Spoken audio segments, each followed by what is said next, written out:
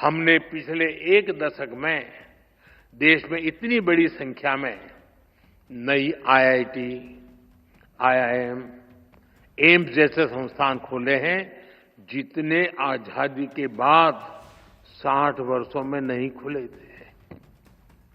इसके कारण आज उच्च शिक्षा में गरीब और वंचित युवाओं के लिए नए अवसर खुले हैं।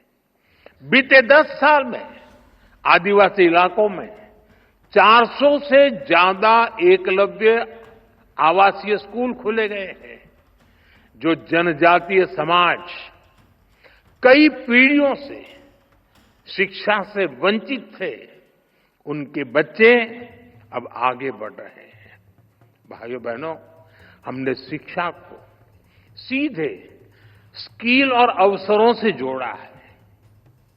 स्किल इंडिया जैसे मिशन देश के युवाओं को आत्मनिर्भर बना रहे हैं। देश की औद्योगिक प्रगति, प्राइवेट सेक्टर में हो रहे बड़े रिफॉर्म्स, मुद्रा योजना, स्टैंड अप योजना, इन सबका भी सबसे बड़ा लाभ दलित, पिछड़ा और आदिवासी समाज को हो रहा है।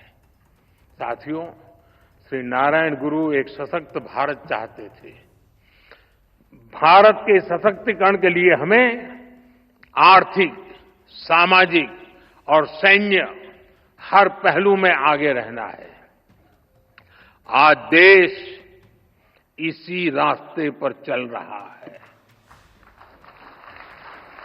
भारत तेजी से दुनिया की तीसरे नंबर की इकोनॉमी बनने की तरफ बढ़ रहा है।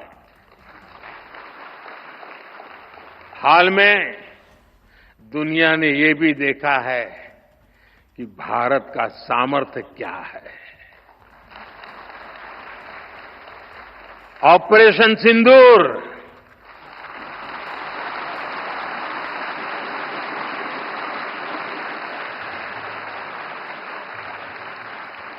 ऑपरेशन सिंदूर आतंकवाद के खिलाफ भारत की कठोर नीति को दुनिया के सामने एकदम स्पष्ट कर दिया है।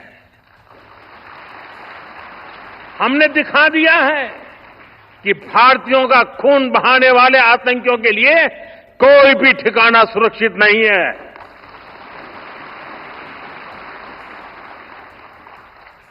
साथियों, आज का भारत देश हित में जो भी हो सकता है और जो भी सही है, उसके हिसाब से कदम उठाता है। आज सैन्य जरूरतों के लिए भी भारत की विदेशों पर निर्भरता लगातार कम हो रही है। हम डिफेंस सेक्टर में आत्मनिर्भर हो रहे हैं और इसका प्रभाव हमने ऑपरेशन सिंदूर के दौरान भी देखा है। हमारी सेनाओं ने भारत में बने हथियारों से दुश्मन को 22 मिनट में 22 मिनट में घुटने टेकने के लिए मजबूर कर दिया। मुझे विश्वास है आने वाले समय में मेड इन इंडिया हथियारों का डंका पूरी दुनिया में बजेगा।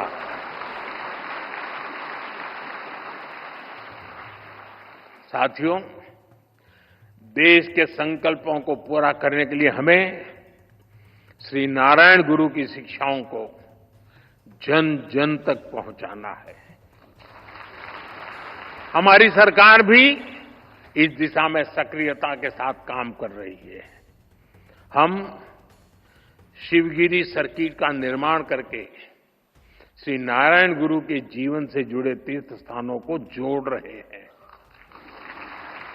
मुझे विश्वास है उनके आशीर्वाद, उनकी शिक्षाएं अमृतकाल की हमारी यात्रा में देश को रास्ता दिखाती रहेंगी।